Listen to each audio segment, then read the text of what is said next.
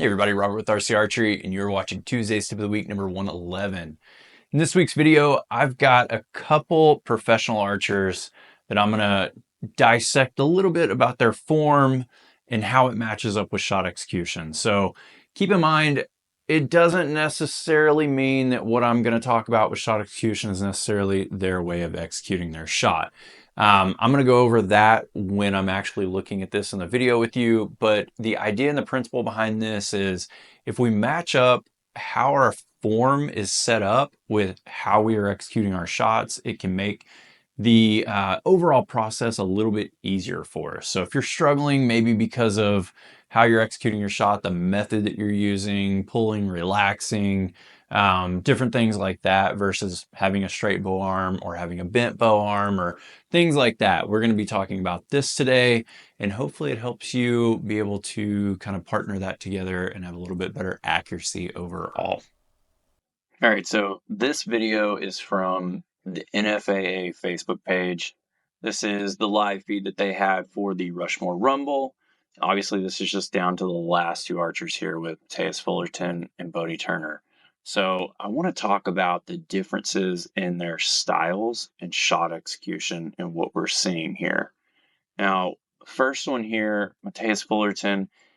Matthais has a very straight bow arm. And when I've talked to him about his shot execution style in the past, his shot execution style is very much pull against the bow, build up pressure. He said that he has that release firing when he is at a good point in the pressure buildup of his shot.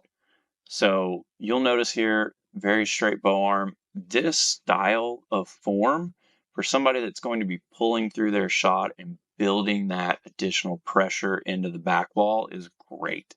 And the reason that is because there's a straight line. You can see the shoulder is down and forward a little bit.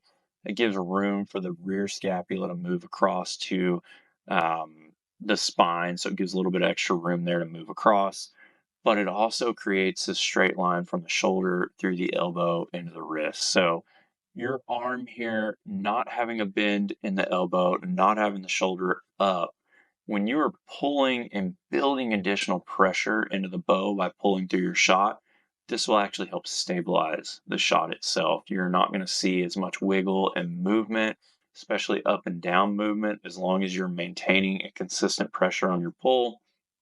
And also, because there's not slack and bend in this elbow here, if you get weak on your pulling from shot to shot and maybe help it by pushing a little bit with the bow, you're going to miss left, if you're a right-handed archer, less overall because there's not additional movement and room to push out from the elbow and swing that bow to the left. So you can see here when Fullerton works this shot and builds this pressure and then the shot fires, there's not a lot of jump forward in his arm. His wrist will move forward a little bit. The bow goes forward in his hand, but you won't see a big movement here from the shoulder out, from the elbow out. It's just a little bit of a bounce there. Pretty solid in how he is shooting. So I'll let you watch that one more time. But this is what we're looking for in a very traditional build the tension up, pull through with a hinge or a thumb button or a resistance release, index release, whatever you're using.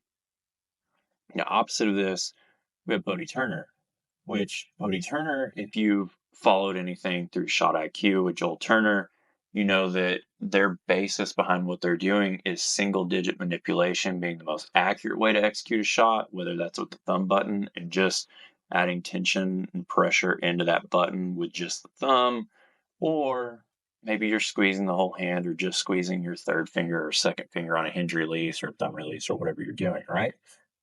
That style is a very stagnant style shot. You're going to build up pressure against the back wall. You're going to hold against the back wall, and you're not going to continually pull through at the elbow like you would with Fullerton's style of shot. The same goes that there's a different method that he talks about, that Joel Turner talks about in Shot IQ with a thumb button release, which is when you're not going through adding tension, single digit manipulation with the thumb, or adding tension in with the fingers, you're just relaxing the hand and letting this relaxation open up, stretch the palm out, and that is building pressure into the thumb button trigger. very much like what you hear Griff talk about with his style of execution with a thumb button or a hinge that relax the hand. Let it stretch through the palm, let it stretch through the base knuckles. It's keeping a straight line from the target and working through the shot. And I bring those both in here because Bodie is not shooting a Onyx clicker thumb button release here. He's shooting an older heavy metal thumb release from Stan. So he does not have movement to a click. So I don't know how Bodie is shooting this shot right now. I've talked to him in the past. I know that when he first started working with thumb releases, it was squeeze of the whole hand, and then he worked to just squeezing the thumb.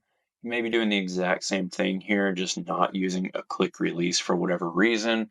He likes to change around with equipment a lot. That may be part of it. He may be squeezing with the whole hand. He may be relaxing the hand and letting it go. Can't really tell from this video if I can see the hand stretch or move, or you can't see any finger manipulations or pressure changes there. Whatever he's doing, it's slight, it's subtle, and that's obviously you have to have a more slight and subtle motion, in my opinion, for most people to have their steadiest sight picture. You can't have a big cranking movement with your hands or anything like that, or you'll start changing your anchor point, tension, torque, and the release. This style of shot that Bodie has, with his bow arm being more relaxed in the elbow joint, you can see a little bit of a bend there, not a bunch, but a little bit. It's relaxed.